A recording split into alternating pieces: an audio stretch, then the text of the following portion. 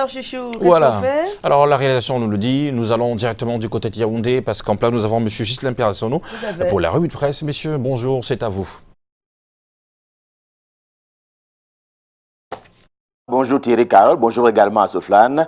Je vous accueille comme d'habitude à Yaoundé, le cœur enflammé de joie. Vous, mais également nos millions de téléspectateurs, ceux du Cameroun et du monde entier qui sont tous chargés pour l'information. Bienvenue donc à cet exercice dans la capitale économique camerounaise Douala où vous vous trouvez en ce moment. C'est donc tenu hier une concertation, une rencontre économique entre le ministre camerounais en charge de l'économie, de la planification et de l'aménagement du territoire à Lamine Ousmane, mais pour ne pas le nommer, et certains opérateurs économiques. D'ailleurs, pour le cas de ces derniers, chaque région était représentée à cette rencontre. Question justement de booster le soutien à l'économie verte et même à l'agriculture. En tout cas, Cameroun Tribune, dans sa livraison de ce mardi, en parle avec beaucoup d'aisance. Il s'agit donc d'une question qui doit aller à conduire, qui doit donc amener le Cameroun à conduire son opération de charme en vue d'atteindre l'émergence en 2035. C'est donc une option qui a été prise par le gouvernement, d'où la principale une de Cameroun Tribune, édition de ce jour, le journal qui met le cap sur l'année 2035, horizon au bout duquel est attendue donc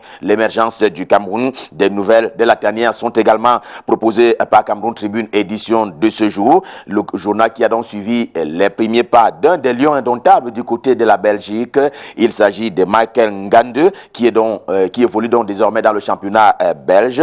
Avec lui, le quotidien à capitaux publics, Cameroun Tribune, édition de ce jour, fait d'ailleurs son premier but qui a donc été marqué le week-end dernier. Un bon point donc pour ce lion indomptable à l'entame du championnat belge. Un but qui marque une différence avec cette boulimie sexuelle sur la toile dont parle le journal de Thierry Ndongwona, édition de ce jour. Intégration est donc en kiosque. Le journal évoque donc une fois encore un sujet qui fait à la fois jazzer, qui fait tantôt rire, tantôt pleurer au Cameroun, comme d'ailleurs dans les pays qui découvrent les technologies de l'information et de la communication, et précisément les réseaux sociaux. Le débat sur le mal érotique sur les réseaux sociaux est encore soulevé par Intégration ce matin, et ce débat-là allie indignation et même incompréhension. Le fait qui met souvent au centre les acteurs de la scène publique à l'image des footballeurs et des autres personnalités publiques. On va rester dans le domaine sportif avec le quotidien Mutation, le journal de Georges-Alain Boyomo, tout aussi en kiosque ce jour. Le quotidien Mutation qui se penche sur le cas donc de la CAN 2021 qui chante déjà pour ce qui est du Cameroun, et voilà que c'est réparti un peu comme avant l'an 2019. À y regarder de plus près, eh bien, la confiance que le Cameroun avait en soi semble s'altérer depuis que l'Algérie s'est repositionnée. Le pays s'étant signalé comme étant au banc de touche, eh bien, c'est ce que Mutation appelle assurance sans garantie de la part de la Confédération africaine de football. La situation est telle que celui qui était jusque-là l'ami du Cameroun, c'est-à-dire le président Ahmad Abad de la CAF, eh bien, est quelque peu à l'étroit. La CAF étant gérée, étant actuellement sous administration provisoire, eh bien, c'est désormais la FIFA ou presque qui gère complètement les affaires de la CAF, que donc sur ce coup-là, le président ami donc du Cameroun, Ahmad Abad, est quelque peu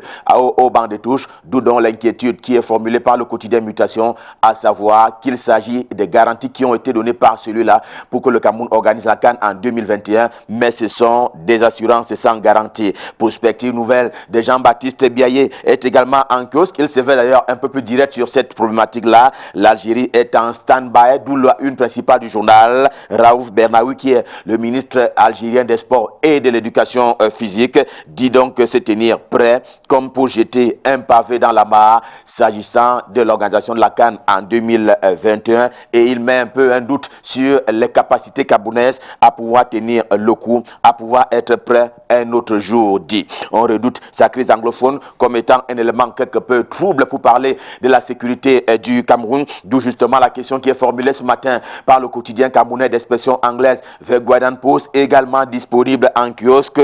On en est justement à se poser la question de savoir où est passé le dialogue que Joseph Dione Ngouté avait promis en se rendant sur le terrain de Bamenda et de Buea, les deux régions qui sont donc en crise, le nord-ouest et le sud-ouest camerounais. Le premier ministre, chef du gouvernement, Joseph Dione Ngouté, avait promis à l'opinion publique nationale et même internationale que celui-ci, pour parler du dialogue, allait se tenir dans des brefs délais. Quelques 3 mois après, la fumée blanche tarde donc à être perçue et même à être vu. Voilà donc le signal qui est formulé par le quotidien camerounais d'expression anglaise, The Guardian Post, dans sa livraison de ce jour. Quant au quotidien bleu, le jour du jour, c'est le journal d'Aman Mana. Il évoque lui aussi le même sujet, mais il nous transporte du côté de l'Allemagne et à Munich en particulier. Là-bas, il s'est tenu les 26, 27 et 28 juillet jusqu'à hier.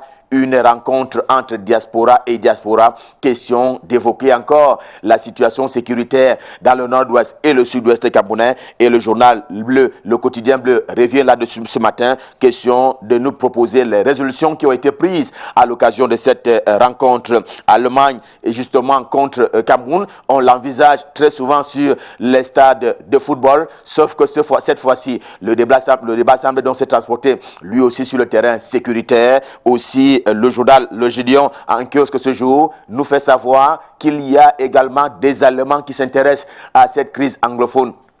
Près des milliers viennent justement de formuler ce qu'il est convenu d'appeler une pétition adressée à Angela Merkel, et justement cette pétition lui met la pression car ces Allemands-là signent ce document, question de demander à l'Allemagne de s'intéresser de plus près également à la crise sociopolitique que traverse le Cameroun en ces deux régions, le nord-ouest et le sud-ouest camerounais. Rien à voir avec la diplomatie classique qui retient l'attention de Cameroun Insider, qui est d'ailleurs le tout nouveau né donc du groupe Sopecam. Cameroun Insider en kiosque ce jour, il parle de cet état de choses avec les audiences qui ont été accordées très récemment encore par le président de la République à des personnalités notamment diplomatiques. Il en est ainsi du chef de la mission diplomatique du Canada au Cameroun, du chef de la mission diplomatique de la France au Cameroun, Gilles Thibault, qui est d'ailleurs arrivé en fin de ce jour, mais également des Américains en tant qu'opérateurs économiques qui sont donc passés par le palais de l'Unité,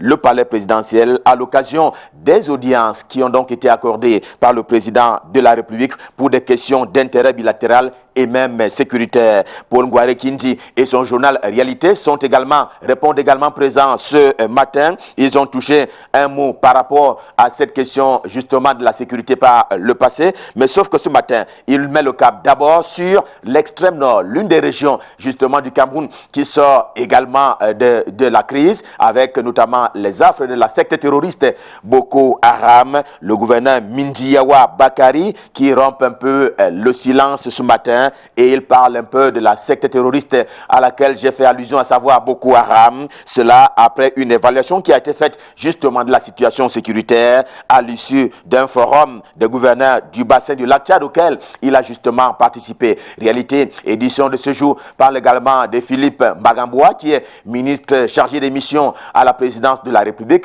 qui est tout aussi l'une des personnalités au centre du RDPC dans la région du centre et le département du Foundi en particulier. Oui, il fait partie des personnalités qui prônent au quotidien la paix et le vivre ensemble. Martel encore, réalité de Paul Ngouaré Kindi, édition de ce jour. Le point hebdo n'en fait pas du tout cas, jetant plutôt son dévolu sur le sérail, et parce qu'il y a ces membres du gouvernement qui s'étripent, qui se rejettent un peu la responsabilité et le piteux état justement du monde carcéral, l'environnement carcéral du Cameroun, qui donc a permis à observer qu'il y a quelque peu des dissensions et des divisions entre différents membres du gouvernement. Binam News est également en kiosque ce jour. Il se demande encore à qui profite vraiment le désordre, qu'il s'agisse justement de ce qu'il est convenu d'appeler la crise anglophone, mais également du tribalisme, comme étant pris justement comme un fait qui marque en mal la République et la communauté nationale. La gangrène mérite donc d'être coupée avec une hache au besoin. Renseigne encore Binam News, qui est également en kiosque ce jour, parce qu'il s'agit selon lui d'un véritable frein au développement économique et au développement tout court. Et justement, expression économique qui traite des questions économiques et financières au quotidien également. En kiosque, il s'attelle à un fantôme ce matin, fantôme pour dire ce que sera le Cameroun en 2021 au plan économique, et le journal d'arriver à la conclusion que les perspectives sont complètement bonnes sur le plan macroéconomie camerounaise. L'économie traite toute pour sa part de la culture des rentes. Le journal en kiosque ce jour fait un cap sur la filière parce qu'elle est simplement en perte de vitesse, au point où le journal dénombre aujourd'hui une perte d'à peu près 400 000 tonnes pour ce qui est justement de la semence de cacao. la filière se porte plutôt mal, conclut justement l'économie. Le quotidien, toujours aussi optimiste, pense d'abord à la culture de la paix. Oui, il pense à cela. Et c'est ce qu'incarne justement le sultan roi des Bamoun, Ibrahim Bombonjoya, pour ne pas le nommer. C'est donc lui qui joue un rôle un peu plus important dans le sens de l'apaisement et d'union de cœur des Camerounais par ces temps quelque peu de crise. Au lieu de quoi, certains esprits veulent déstabiliser le pays de Roger Mila en tuant parfois la poule aux œufs d'or. C'est le cas de le signaler avec Joseph Betty Yassomon, le ministre délégué à la présidence de la République chargé de la Défense, justement qui intéresse le journal L'Épervier de Leprocovis Nudjo dans sa livraison de ce jour. Le journal qui dit avec un certain nombre d'éléments qu'il est attaqué de toutes parts alors qu'il est véritablement au travail. Question, lui, d'assurer la sécurité des hommes et des biens sur l'ensemble du territoire camerounais. Il n'est donc pas seul à être responsable des prisons camerounaises, contrairement à un certain nombre d'informations qui ont circulé notamment dans les réseaux sociaux. L'Épervier veut dire qu'il avait fait sa part. Il a donc fait sa part auparavant, c'est-à-dire avant la mutinerie. L'orphelin est également en kiosque ce jour. Il ajoute même que le ministre délégué à la présidence de la République chargé de la Défense et le ministre d'État, secrétaire général de la présidence de la République ont simplement été sacrifiés à l'autel des calomnies par des pourfendeurs de la République à la suite justement de la mutinerie à la prison centrale de Yaoundé. Dans une édition spéciale, l'Épervier dresse un portrait de cet opérateur économique. Vous allez le voir, il s'agit de Jean-Pierre Nyodok, pour ne donc pas le nommer, qu'il présente d'ailleurs comme étant un manager accompli. Oui, il faut parfois encourager et justement les Camerounais qui sortent de l'eau et du lot. On va terminer par du social avec le journal La Veuve qui ce matin encore insiste sur l'inauguration, on s'en souvient, en début des week-ends derniers, l'inauguration donc du centre de promotion de la femme et de la famille du côté de Dimako. Nous sommes dans la région du Soleil levant l'Est Cameroun et pour cause, un nouvel hommage a simplement été rendu à Maman Rosette Moutchouan, nom des baptêmes qui a été adopté à l'occasion de ce centre qui a donc été inauguré en vue de promouvoir à la fois la femme, mais également la famille du côté de Dimako. Et avec cette information qui est donc portée une fois encore par le journal La Veuve, revue de presse Made in Yaoundé, édition de ce mardi, stop fin, le cœur enflammé de joie, nous vous avons servi. On part, rendez-vous pour demain quand il sera à 7 h. Pour le moment, je vous invite à mettre le cap sur Douala. Question de retrouver Junior Hossein pour la suite et la fin de la revue de presse. Bonjour Junior, c'est à vous à Douala. Bonjour Ghislain Pierre et Sonori. La suite de la revue de presse sur Canal 2 International, c'est avec le journal La Nouvelle Expression qui, à sa une, titre mutinerie de Konengi, le MRC recherche 23 militants. Le parti de Kamto, à en croire les déclarations de sa vice-présidente, soupçonne même qu'il y aurait des morts dans le rang que les pouvoirs publics cachent. C'est Ali en page 3 de ce journal qui justement souligne que le mouvement pour la renaissance du Cameroun est à la recherche de ces militants. La formation politique assure en effet que 23 personnes dans ses rangs ont été retirées de la prison de Konengi après les incidents survenus dans ce lieu carcéral la semaine dernière. Le MRC est d'autant plus inquiet pour ces 23 militants dont il reste sans nouvelles, malgré les communiqués de presse presque rassurants du gouvernement sur ces événements de Konengi et de la prison de Boya. Les rumeurs persistantes circulent sur des morts dénombrés, a ainsi déclaré la deuxième vice-présidente du MRC, Tyriane Balbinois, au cours d'une conférence de presse. Également, le journal La Nouvelle Expression en colonne s'intéresse à l'énergie électrique. Un rapport désolant s'établit donc en page 3 de ce journal. Dans sa dernière publication sur le sujet, la Banque mondiale sonne l'alerte pendant que l'African Institute for Remittance déplore un impressionnant potentiel sous-exploité.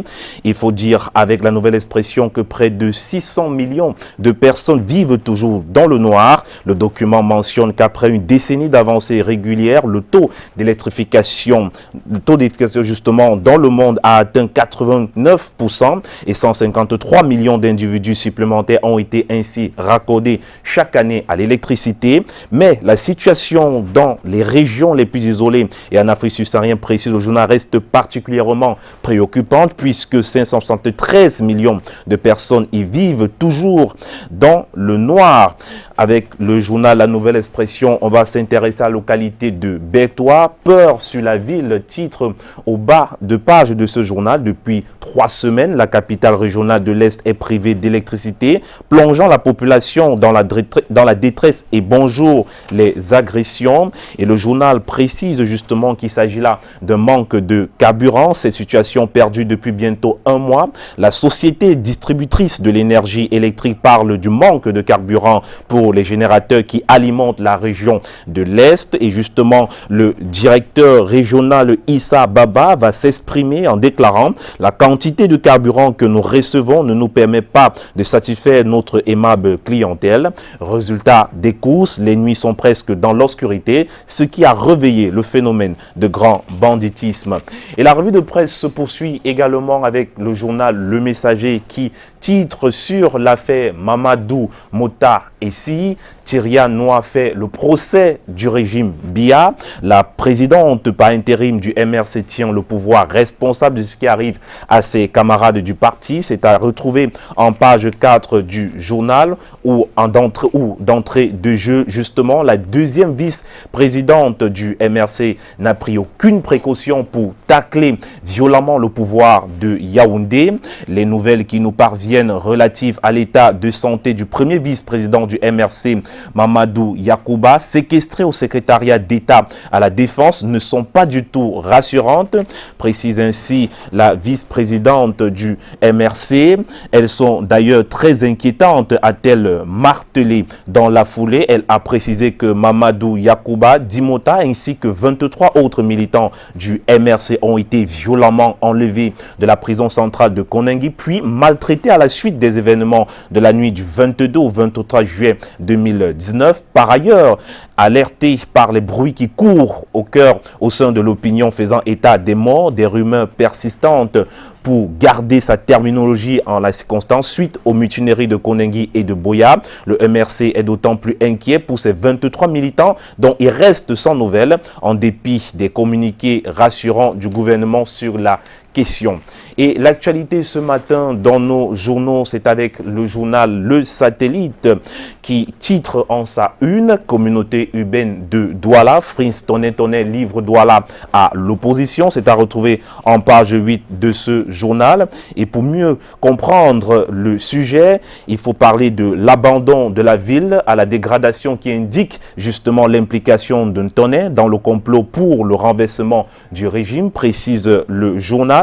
Mais si l'abandon des militants du MRC à Douala suffit pour expliquer le désarroi de ces militants qui n'entendent plus continuer de donner leur voix, leur vote au président Paul Biya et à son parti pour que bénéficient seules des élites cupides, égoïstes, égocentriques et ingrats, d'où le résultat mitigé à Douala du président Paul Biya, président national et candidat naturel du RDPC à la présidentielle du 7 octobre 2018. Et il y a encore des faits plus graves qui sont autant d'indicateurs que le docteur Tonnet serait résolu à apporter son concours à l'opposant Maurice Kamto pour la prise de la Bastille politique doualaise. Et ces faits graves ne seraient autres que l'abandon de la ville à la dégradation. C'est donc à retrouver en page 8 de ce journal. Et bien évidemment, le Satellite ce matin nous propose un article à lire aujourd'hui au bas de une.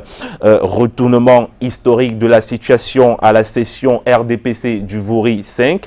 Sa Majesté Gustave Ebanda et Richard Funkwa fument le calumet de la paix. C'est à retrouver en page 9 de ce journal. C'était justement le 19 juillet dernier à la permanence du RDPC, de la session RDPC de Vori 5, en présence du chef de la délégation départementale permanente du comité central du Rassemblement démocratique du peuple camerounais pour le Vori, Camille Ekindi, de nombreuses autorités, de nombreuses autres personnalités et autorités du Landeno RDPciste de Douala, ainsi que des centaines de militants du parti dans cette circonscription politique et électorale chère à la principale formation politique du Cameroun, que ce calumet a été fumé.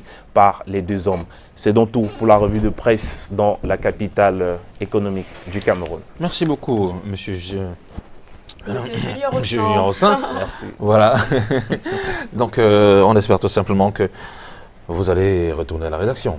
Oui, je retourne à la rédaction pour préparer ce qui doit être proposé à nos téléspectateurs au 19h50, donc avant déjà le 13h, parce qu'il faudrait préparer le contenu du 13h et ensuite le 19h50. Donc on va se retrouver à la rédaction, on va caler des sujets, on va débattre entre nous et on va proposer ce qu'il y a de meilleur. Voilà. Un travail que vous faites avec beaucoup de joie et d'émotion. Oui, beaucoup de joie et d'émotion. Vous savez, c'est un métier qu'on a voulu. Oui. Et si on se retrouve aujourd'hui en train de faire ce métier, je crois quand même que c'est l'envie, c'est la passion, c'est qu'on veut rendre service à la nation. Donc on est là et on est heureux. On se retrouve demain pour une autre revue de presse. À suivre dans le cadre de ce programme, un mot sur le régime matrimonial en droit camerounais. On apprendra, entre autres, qu'il est tout à fait impossible de changer de régime matrimonial en cours de mariage. En cours de mariage. Ah bon? Ça veut dire que vous avez signé polygamie et pendant votre mariage, vous décidez de passer à monogamie. Non, il va falloir divorcer d'abord. Ensuite, recommencer. Voilà. Allez, on verra tout ça avec Maître Marianne Diem et Youm. On s'intéressera aussi au célibat au féminin. Elles ne comprennent plus ces femmes qui sont pourtant très très belles, séduisantes et qui sont même pour d'autres financièrement stables.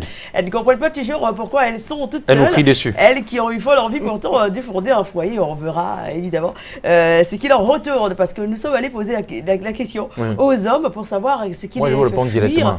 Oui, vous répondez. Parce que des fois, l'amour grandit tout doucement, mais un jour, elle vous rappellera que quand vous en rencontrez, vous n'avez même pas un caleçon en coton. Donc, du coup, ce que vous dites là, monsieur, dégagez de la maison. Et c'est pour ça? Oui, c'est pour ça, parce qu'à un moment donné, elles deviennent autoritaires. Elle est une autorité, les femmes sont indépendantes des fois. Donc on va voir tout ça avec dans l'attitude alors. Allez, nous sommes en plein dans les vacances. Que font vos enfants?